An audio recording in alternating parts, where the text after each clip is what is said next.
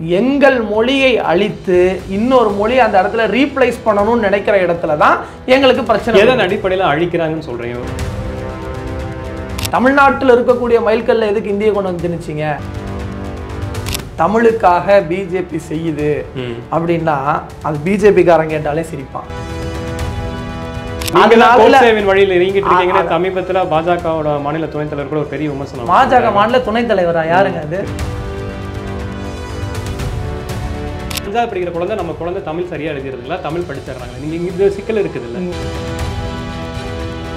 தமிழ்நாடு கொண்டு வந்திருக்கிற இருமொழி கொள்கையை, தமிழ்நாடு வைத்திருக்கிற கல்வி திட்டத்தை தான் நீ வந்து அங்க போய் இம்ப்ளிமெண்ட் பண்ணணும். நாங்க தான் சக்சஸ்ஃபுல் ஃபார்முலா வச்சிருக்கிறோம். நாங்க 16 மொழியை கூட படிப்போம். எங்களுக்கு அந்த எபிலிட்டி இருக்கு. ஆனா நீ வந்து இந்த மொழி எங்கள் மொழியை அழிக்க நினைத்து ஒரு மொழியை திணிக்கிற போதுதான் பிரச்சனை வருது. உரிமை அந்த உணர்வு இங்க இருக்கக்கூடிய தமிழக பாஜகவில் இருக்கக்கூடியவங்களுக்கும் இருக்குதுன்னு சொல்றாங்க. யாரு சொல்றாங்க? நெறியாளராக இருக்கிற உங்களுக்கும் தமிழ் தாய் வாழ்த்து, எனக்கும் தமிழ் தாய் வாழ்த்து தானே. அண்ணாமலை ஆட்டுக்குட்டி குரூப்புக்கும் அதான தமிழ் தாய் வாழ்த்து. அப்ப நீங்க ஏன் என்ன ஆளுநர் வந்து தமிழ் தாய் வாழ்த்து பாடலன்னு கண்டிக்க மாட்டீங்க, கேள்வி கேட்க மாட்டீங்க? எல்லோருக்கும் எல்லாம், அனைவருக்கும் அனைத்தும் கிடைக்கணுங்கிறதான் திராவிட இயக்கத்தின் கொள்கை கோட்பாடு. கிடைச்சிருச்சுங்களா எல்லாம்?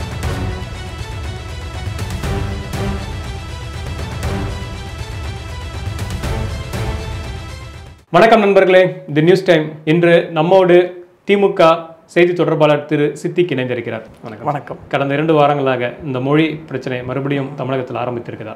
மொழி பிரச்சனை அப்படிங்கிறத கடந்து மொழிங்கிறது நம்முடைய உணர்வு.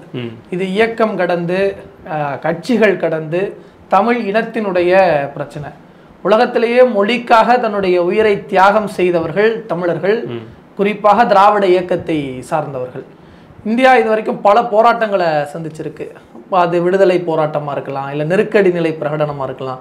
எல்லா விதமான போராட்டங்களும் ஒரு காலத்தோட நிறைவு பெற்றிருக்கு. ஆனால் தமிழ் மொழியை காப்பதற்கான அந்த போராட்டம் மற்றும் அன்றிலிருந்து இன்று வரை நமக்கு தொடர்ந்துக்கிட்டே இருக்கு. இன்னைக்கு ஒன்றியத்தில் ஆட்சி செய்யக்கூடிய அரசு நாங்கள் வந்து சமஸ்கிருதத்தை கொண்டு வந்து திணிப்போம், இந்தியை கொண்டு வந்து திணிப்போம், அதன் வழியாக உங்கள் மொழிக்கு ஒரு ஆபத்து வருது அப்படின்னு சொல்லும் போது, அப்படி எதுவுமே அவங்க சொல்ல திணிக்கிறேன்னு சொல்லவே இல்லையா? இந்திய திணிப்போம் சொல்ல, சமஸ்கிருதம் திணிப்போம் சொல்ல, நீங்க தான் திணிக்கிறாங்கன்னு சொல்லிட்டு இருக்கீங்க. இல்ல, இந்தியை திணிக்கிறாங்க அப்படிங்கிறது எந்த அடிப்படையில சொல்றது அப்படின்னா, உதாரணத்துக்கு அமித்ஷா ஒரு கூட்டத்துல பேசும்போது சொல்றாரு, இந்தி தான் இந்தியாவினுடைய ஆட்சி மொழியா இருக்கணும். பிஜேபியில் இருக்கக்கூடிய பல தலைவர்கள் இந்தி தெரியாதவர்கள் இந்தியாவை விட்டு வெளியே போங்க. அப்போ இதெல்லாம் ஒரு மொழியின் மீது, ஒரு மொழியை கொண்டு வந்து திணிப்பதற்கும் ஒரு மொழியை கொண்டு வந்து நம்ம மேல ஆதிக்கம் செலுத்துவதற்குமான ஸ்டேட்மெண்ட்டாக தானே நம்ம பார்க்க முடியும். ஏன் நீங்க வந்து மைல்கல்ல கொண்டு வந்து இந்தியை திணிச்சிங்க? தமிழ்நாட்டில் இருக்கக்கூடிய மைல்கல்ல எதுக்கு இந்தியை கொண்டு வந்து திணிச்சிங்க? தமிழ்நாட்டில் அதிகமா இருக்காங்க, வாகன ஓட்டிகளாவும் வந்துட்டு போயிட்டு இருக்காங்க, அவங்களுக்கு ஒரு அடையாளமா இருக்கலாம். அதுதாங்க ஒரே மேட்டர். தமிழ்நாடு இருமொழி கொள்கையை வச்சிருக்கு. தமிழ்நாடு இருமொழி கொள்கையால் பல உயரங்களை அடைஞ்சிருக்கு. இன்னைக்கு இந்திய தெரிஞ்சிருக்கிற நீங்க, இல்ல இந்திய திணிக்கணும்னு நினைக்கிற நீங்க எங்க கூட வேற விதத்துல போட்டி போடுங்க. நீங்க அடைஞ்சிருக்கிற உயரத்தை நாங்களும் கல்வியில் அடைவோம், நீங்க அடைஞ்சிருக்கிற உயரத்தை இன்ஃப்ராஸ்ட்ரக்சர் டெவலப்மெண்ட்ல நாங்களும் அடைவோம். இந்த மாதிரியான போட்டி போடாம ஒரு மொழியை கொண்டு வந்து திணிப்பதன் மூலமா எங்க மாநிலத்தை அபகரிக்கணும்னு நினைக்கிற இடத்துல தான் இங்க பிரச்சனையே தொடங்குது. மறுபடியும் ஒரு விஷயங்க, இந்தியோ எந்த மொழியா இருக்கட்டும், எந்த மொழியை படிப்பதற்கும் தமிழர்களோ திராவிட இயக்கத்தை சார்ந்தவர்களோ திராவிட முன்னேற்ற கழகமோ எதிரி கிடையாது. இந்தி பிரச்சார சபா தமிழ்நாட்டில் இருக்கதானே செய்யுது. இன்னும் ஜாப்பனீஸ் படிக்கக்கூடியவங்க இருக்கிறாங்க, பிரெஞ்சு படிக்கக்கூடியவங்க இருக்கிறாங்க, உலகளாவிய மொழி பயிலக்கூடியவங்க இருக்கிறாங்க. நீங்க எந்த மொழியை படிப்பதிலும் எங்களுக்கு சிக்கல் கிடையாது.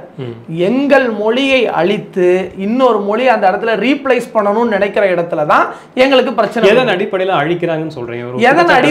எதன் அடிப்படையில் அவங்க அழிக்கலன்னு சொல்லுங்க. சமஸ்கிருதத்துக்கு எவ்வளவு நிதிக்கு ஒதுக்குறாங்க, தமிழுக்கு எவ்வளவு நிதி ஒதுக்குறாங்கன்னு பார்ப்போம். தமிழ்நாடு எவ்வளவு வரி கட்டுது, இல்ல சமஸ்கிருதம் பேசக்கூடியவங்க எவ்வளவு வரி கட்டுறாங்கன்னு பார்ப்போம். இப்போ கடந்த 10 ஆண்டுகளில் வெறும் குறிப்பிட்ட மக்கள் மட்டும் பேசுகிற சமஸ்கிருதத்திற்கு ஒதுக்கப்பட்டிருக்கிற நிதியும், ஏறத்தாழ உலகம் முழுவதும் ஆளுகிற தமிழர்கள் பேசுகிற தமிழுக்கு ஒதுக்கப்பட்டிருக்கிற நிதியும் எவ்வளவா இருக்கு.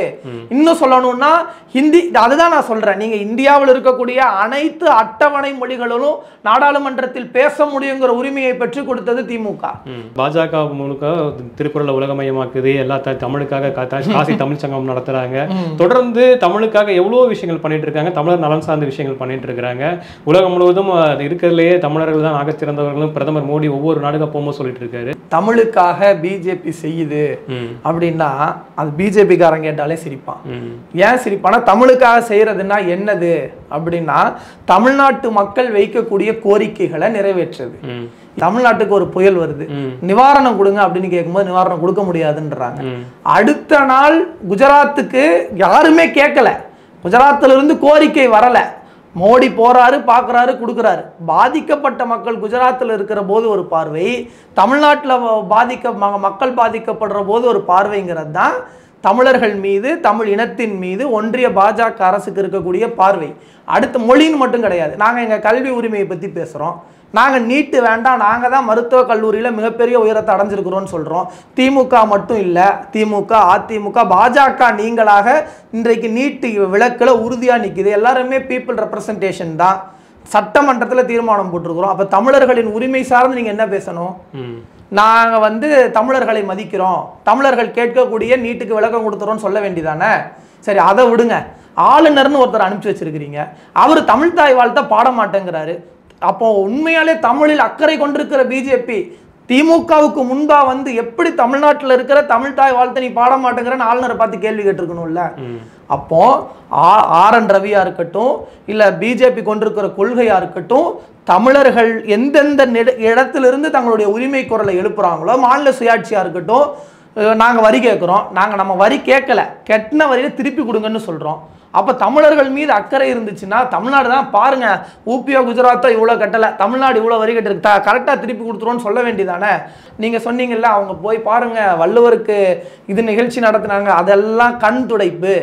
வள்ளுவருக்கு காவி சாயம். நீங்க ஒவ்வொரு முறையும் இந்த வரி பற்றி கேட்கும் போது சரி, இந்த நிவாரணம் கேட்கும் போது சரி, அதுக்கான உரிய விளக்கம் அங்க இருக்க மத்திய நிதியமைச்சர்னு சொல்லிட்டு இருக்காங்க, மேல இருக்க இங்க இருக்க தமிழக பாஜக விசாரணை அதுக்கான விளக்கம் சரியா தான் சொல்லிட்டு வந்து என்ன விளக்கத்தை அதுக்கான இந்த நிதி இந்த டைம்ல ஒதுக்கப்படுது, இந்த நிதி இந்த டைம் ஒதுக்கப்படுது.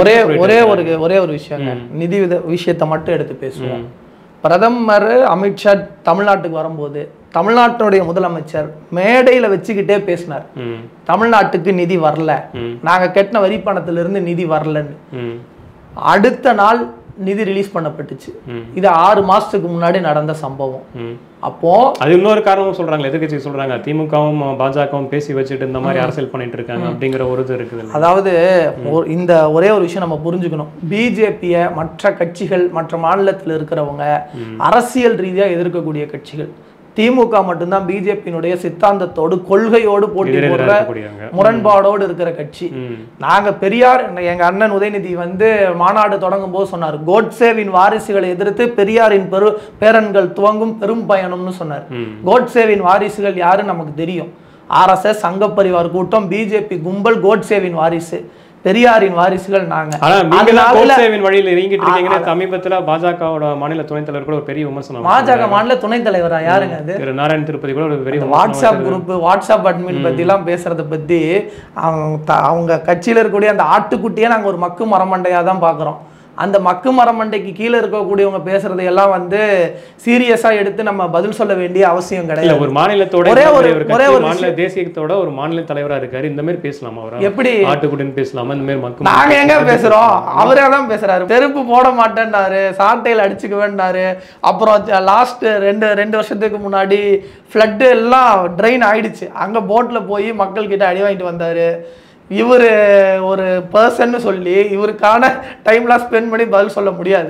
இந்த நம்ம சொல்றதை விடுங்க, அவங்க கூட இருக்கிறவங்களே அவரை மதிக்கிறது கிடையாது. இன்னைக்கு என்னன்னா அவங்க வைக்கக்கூடிய மிகப்பெரிய குற்றச்சாட்டு என்ன, திமுகக்கு ஒரு கருத்தியல் ரீதியாவோ இல்லை மக்கள் பிரச்சனை எடுத்து பேசுறதுக்கு இல்லாம இங்க அவ்வளவு பிரச்சனைகள் இருக்கு, அதெல்லாமே மடைமாற்றம் செய்வதற்காக மறுபடியும் ஒரு மொழிக் கொள்கை எடுத்து வந்துருக்காங்க. சரி, ஓகே, இருமொழி கொள்கையில் நம்ம வெற்றி அடைஞ்சிருக்கோம். அடுத்து 3வது மொழி கொள்கை ஒரு அப்டேஷன் ஆகி பார்க்கலாம், அதுல என்ன சிக்கல் இருக்கு? அவங்க வைக்கக்கூடிய மறுபடியும் இன்னொரு கேள்வி தான், ஏன் ஏழை எளியவர்கள் மட்டும் இருக்காங்களா? அதுவும் அவங்க சொன்ன சொன்னது இப்போ இருக்கிற அந்த மும்மொழிங்கிறது வந்துட்டு அந்த பிஎம் ஸ்ரீ ஸ்கூல்ல தான் இருக்கிறாங்க. அதுவும் வந்து ஒரு 200 பள்ளிகளுக்கு 250 பள்ளிகளுக்கு மேலே தான் இருக்குது. ஸோ ஒட்டுமொத்த பள்ளிகளுக்கும் கிடையாது. ஸோ இப்படி இருக்கும்போது இதில் என்ன சிக்கல் இருக்கு? ஒரே ஒரு விஷயம், மும்மொழி கொள்கைங்கிறது அப்டேஷனா எந்த நாட்டில் இருக்கு?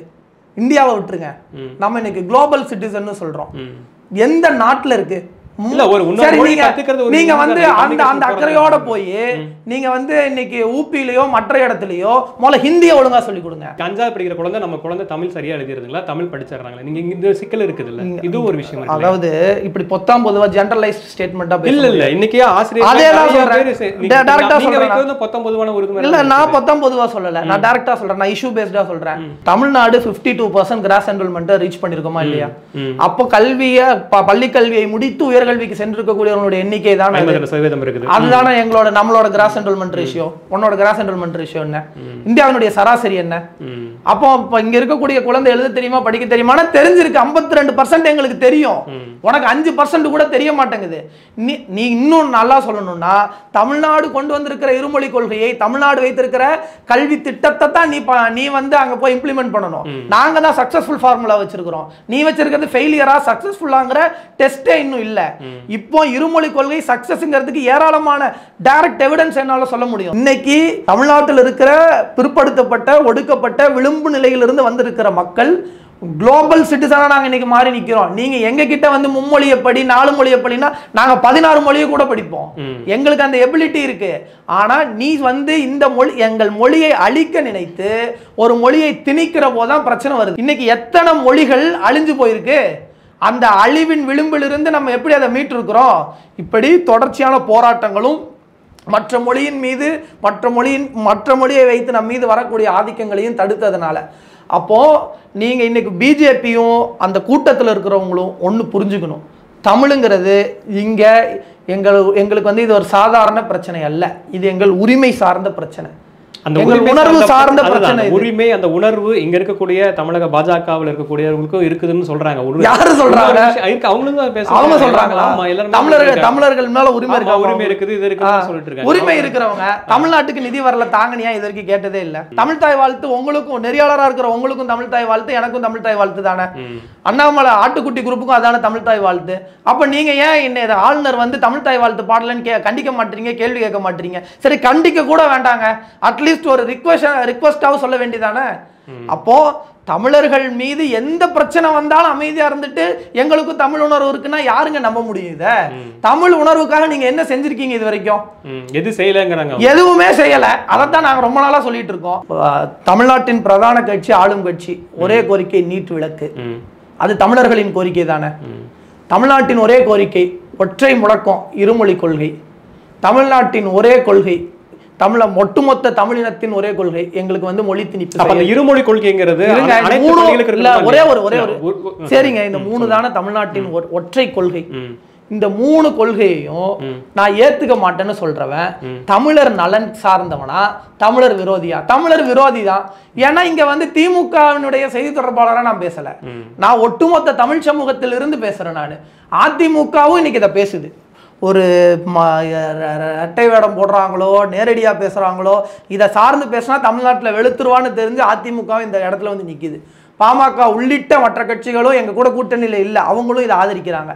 அப்போ அப்படி இருக்கும்போது எப்படி நீங்கள் இதை எதிர்க்க முடியும்? இதை ஏற்றுக்காத ஒருத்தரை நம்ம எப்படி பார்க்க முடியும்? இதை ஏத்துக்கல, அப்ப நீ தமிழர் விரோதி தானே. அப்ப தமிழ் சமூகத்தின் விரோதியா இருந்துகிட்டு இங்க வந்து நீங்க நாடகம் போடுறதா எங்களுக்கு இப்ப பிரச்சனை. ஓகே, அவங்க இன்னொரு விஷயமா வைக்கிறாங்க, இந்த சமக்கல்வி அப்படிங்கிற ஒரு சமக்கல்வி அப்படிங்கிற ஒரு கையெழுத்து இயக்கத்தையும் ஆரம்பிச்சிருக்காங்க. அதாவது என்னன்னா, இங்க இருக்க தனியார் பள்ளியில் இருக்கக்கூடிய அதே கல்வி வாய்ப்பு, அதே தகுதி, அதே சலுகை வந்து அரசு பள்ளிகளுக்கு வரணும் அப்படிங்கிறாங்க. ஏன்னா பல சிபிஎஸ்சி பள்ளிகளையோ மெட்ரிகுலேஷன் பள்ளிகளையோ நீங்கள் எவ்வளவுதான் வந்துட்டு இங்கே மும்மொழிகள் இல்லை மும்மொழின்னு சொல்கிறாங்க, எல்லா இதுலையுமே 3 மொழிகள் கற்றுட்டு தான் அந்த குழந்தைங்க போயிட்டு இருக்காங்க, கூட பிரெஞ்சோ ஏதோ ஒன்று படிச்சுட்டு போயிட்டு இருக்காங்க. அது ஏன் வந்து எளிய மாணவர்களுக்கு இல்லை அப்படிங்கிறதான அவங்களோட பெரிய ஒரே பதில் தான். இந்த சமக்கல்விங்கிற டேர்மை உங்களுக்கு யார் காயின் பண்ணி கொடுத்தது? பெங்களூர்ல உட்காந்து டிரான்ஸ்லேட் பண்ணிட்டு வந்தாங்களான்னு தெரியல, இல்லை நாக்பூர்ல டிரான்ஸ்லேட் பண்ணாங்களான்னு தெரியல. நான் இவங்களுக்கு உண்மையான சமக்கல்விக்கு நான் ஒரு டெஃபினிஷன் சொல்றேன். எல்லோருக்கும் எல்லாம், அனைவருக்கும் அனைத்தும் கிடைக்கணுங்கிறதான் திராவிட இயக்கத்தின் கொள்கை கோட்பாடு. கிடைச்சிருச்சுங்களா எல்லாம்? அதுதான் சொல்ல வரேன். அது கிடைக்கிறதுக்காக நம்ம போராடுறோம். அது எப்படி கிடைக்கணும்னா, யாருக்கு கல்வி உரிமை மதிக்கப்பட்டிருக்கோ, யாருக்கு கல்வி இல்லையோ, யாருக்கு இங்க வேலை வாய்ப்புல உரிமை இல்லையோ, யாருக்கு இங்க எல்லா விதத்திலையும் பயணிப்பதற்கான உரிமைகள் மறுக்கப்பட்டிருக்கோ, அவனுக்கு உரிமைகளை பெற்றுக் கொடுப்பதுதான் எல்லாருக்கும் எல்லாங்கிறது. அதுதான் இடஒதுக்கீடு. அதுக்காக தான் தந்தை பெரியார் காலத்திலிருந்து வகுப்பார் இடஒதுக்கீடு நம்ம போராடி இருக்கிறோம். இன்னைக்கும் இடஒதுக்கீடு சரியான முறையில் அமல்படுத்தணும்னு திமுக பேசுது, போராடுது. தமிழ்நாட்டினுடைய முதலமைச்சர் பேசுறாரு. நீட் தேர்வுல இடஒதுக்கீடு சரியா பின்பற்றப்படல ஒன்றிய பாஜகன்னு சொல்லி நீதிமன்றத்தில் வழக்கு போட்டு இந்தியா முழுவதும் இருக்கிற பிற்படுத்தப்பட்ட மக்களுக்கு இடஒதுக்கீடை பெற்றுக் கொடுத்த இயக்கம் திமுக. இது சம உரிமை சம கல்வியை பத்தி பேசணும்னா இப்படி பேசணும். நீங்க என்ன பண்ணீங்க? பிஜேபி என்ன பண்ணுச்சு? சம உரிமைக்கு நான் ஒண்ணு சொல்றேன், ரிசர்வேஷன் தான் அடிப்படை தத்துவம், எல்லாருக்கும் எல்லாம் கிடைக்கணுங்கிறதுல.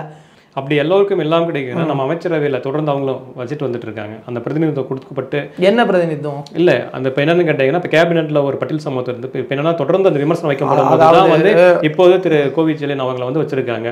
இதற்கு முன்னாடி ஏன் இதுக்கு முன்னாடி திமுகவினுடைய வரலாற்றுல பட்டியல் சமூகத்தை சார்ந்தவர்கள் இருந்திருக்கிறாங்க. மாவட்ட செயலாளர்கள் இன்னைக்கும் இருக்கிறாங்க. ஒருத்தர் 2 பேர் அதாவது விகிதாச்சார அடிப்படையில சரியான முறையில ஏன் 10-15 வருஷத்துக்கு முன்னாடி இருந்து பட்டியல் போட முடியும். பெரும்பான்மை சமூகமாக சொல்லப்படுறவர்கள் இருக்கிற இடத்திலேயே ஒடுக்கப்பட்ட சமூகத்திலிருந்து மாவட்ட செயலாளர்களா வந்திருக்கிறாங்க திமுகல வந்து இன்னைக்கு 2 பேர் தானே இருக்கிறாங்க. யார் யார் இருக்காங்க? திரு சிவி கணேசனும் அதுக்கப்புறம் தென்காசி மாவட்ட தலைவர் அவங்க தான் இருக்காங்க. திருவள்ளூர் மாவட்ட செயலாளர் ரமேஷ் ராஜுங்கிறவர் இருக்காரு. எல்லா திமுகவினுடைய புரோட்டோகால் படி மாவட்ட துணை செயலாளரா ஒருத்தர் ஒடுக்கப்பட்ட சமூகத்திலிருந்து இருக்கணும்னு சொல்றான் திமுகவினுடைய பைலால இருக்கு. நீங்க உங்க பைலா இந்தியாவில் ஒரு அரசியல் கட்சி பைலால ஒடுக்கப்பட்ட சமூகத்துக்கு பிரதிநிதித்துவம் கொடுக்கணும்னு இருக்குன்னு காட்டுங்க பார்ப்போம். மாவட்ட நிர்வாகத்துல எல்லா மாவட்டத்திலையும் இருக்கணும்னு பைலா இருக்கு. இன்னைக்கு அணிகள் வாரியா நம்ம எடுத்து பார்க்க முடியும். எல்லா அணிகள்லயும் அந்த பிரதிநிதித்துவம் இருக்கு. மாணவர் அணியில 3 பேர் இருக்கிறாங்க, இளைஞர் அணியில 2 பேர் இருக்கிறாங்க, மகளிர் அணியில இருக்கிறாங்க. இப்படி அணிகள் வாரியா கட்சி நிர்வாகம்னு எடுத்து பார்த்தா அணிகள் வாரியா மாவட்ட நிர்வாகம் வாரியா இன்னைக்கு இப்போ நியமிக்கப்பட்டிருக்கக்கூடிய திருவள்ளூர் கிழக்கு மாவட்ட செயலாளர் ரமேஷ் ராஜுங்கிற ஒரு ஒடுக்கப்பட்ட சமூகத்தை விமர்சனங்களுக்கு அப்புறம் தான் அது வைக்கப்படுது. இங்க பாருங்க, திமுகவின் மீது உட்கட்சி ஜனநாயகமா இருக்கட்டும், உட்கட்சி விமர்சனமா இருக்கட்டும், அது எங்க கட்சி சார்ந்தது. நாங்க ஒருவேளை அமைச்சரவை மக்கள் பிரதிநிதிகளா, அதுதான் சொல்றேன், மக்கள் பிரதிநிதியா இன்னைக்கு யாரெல்லாம் இன்னைக்கு அக்கா கைல்வெளி செல்வராஜ் இருக்காங்க, அண்ணன் செலியண்ணன் இருக்காரு, கோவி செலியன் உயர் மாண்புமிகு உயர்கல்வித்துறை அமைச்சரா இருக்கிறாங்க, சிவி கணேசன் இருக்கிறாங்க. அதுக்கு ஏங்க இந்தியாலேயே முதலா ஒடுக்கப்பட்ட சமூகத்தை சார்ந்தவர் உயர் நீதிமன்றத்தின் நீதிபதி ஆனார். யாருடைய பீரியட்ல? தலைவர் கலைஞருடைய ஆட்சி காலத்துல முதல் உச்சநீதிமன்ற நீதிபதியும் தமிழ்நாட்டை சார்ந்தவர் தான். இப்படி ஒடுக்கப்பட்ட சமூகத்துக்கான பிரதிநிதித்துவம் அப்படின்னு எடுத்து பார்க்கும்போது பட்டியல் போட முடியும் எங்களால. ஆனா நான் என்ன சொல்ல வரேன்னா, தனி மனித அடையாளங்களை நாங்க ஏதோ இவங்களை செஞ்சுட்டோம் இவங்களை காமிச்சிட்டோங்கிற அடையாள அரசியலுக்கு நாங்க வரல. அது பொதுமைப்படுத்தப்பட்ட அதிகாரமா இருக்கணும், அனைவருக்குமானதா இருக்கணும். அதுக்கு அந்த சமூகம் மேலோங்கி வரணும்னா அதுக்கு இடஒதுக்கீடு தான், வகுப்பார் இடஒதுக்கீடு தான் அதுக்கான தீர்வுங்கிறது தந்தை பெரியாரினுடைய கருத்தியல் கோட்பாடு. அதுதான் அரசினுடைய நிலைப்பாடும் இன்னைக்கு. அந்த அடிப்படையில் நாங்கள் இயங்குறோம். உங்களுக்கு இடஒதுக்கீடின் மீது பாஜக இடஒதுக்கீட்டின் மீது அக்கறை கிடையாது, ரிசர்வேஷன் மீது எந்த பார்வையும் கிடையாது. இல்லை, இப்போ அவங்க ஆட்சிக்கு வந்த பிறகுதான் மத்திய அமைச்சர்களை பார்த்தீங்கன்னா பல்வேறு அதாங்க பாருங்க, நான் திரும்பவும் சொல்றேன், தனி மனித அடையாளங்களுக்குள்ள நான் வரல.